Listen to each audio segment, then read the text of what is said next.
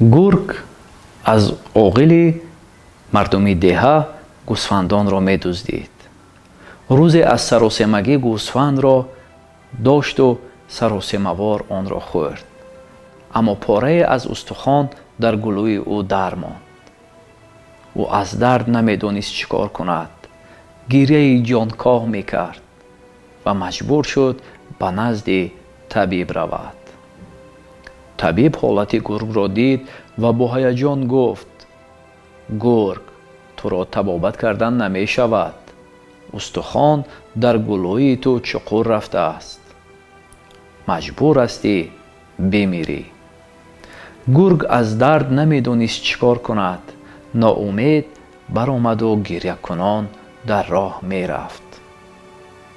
در این لحظه لک لک در مابین باتلاق‌زارها سیر و گشت نموده قورباغه‌ای را داشت و آن را خورد. هنگامی که گریه گرگ را شنید، او درحال به نزد گرگ آمد و از گرگ پرسید: ای گرگ، به تو چی شده است که اینقدر نالان و گریان راه می روی؟ در گلوی من استخوان پاره رس مانده است. طبیب از طبابت کردن من دست کشید. اکنون مجبور هستم که بمیرم. لک لک دید که حال گرگ در حقیقت وزنین است. دلش به او سوخت. کمی نزدیکتر بیا. پدری من طبیب بود.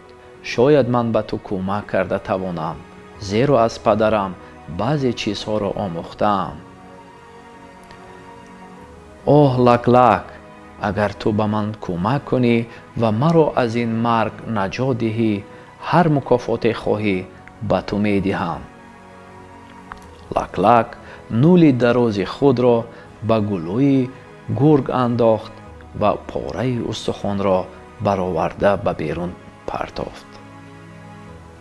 گرگ از احساسات دور شدن درد لذت برد و شادوکنان دوان دوان رفت. لک لک این گریختن گرگ را دید و گفت: ای گرگ، کجا شد مکافات های تو؟ گرگ در جواب به سوی لک لک چنین پاسخ داد: ای لک لک ناشکر، مگر اینه که تو سری خود را به دهان من انداختی و سالم آن را دوباره بیرون گرفتی، مگر از این دیده تحفه بالاتر می شود؟ اگر من کله تو را کنده می خوردم، پس تو چیکار می کردی؟ در این جواب لک لک چیزی نگفت. از دل گذرانید که به چنین بیمارها طبابت کردن لازم نیست.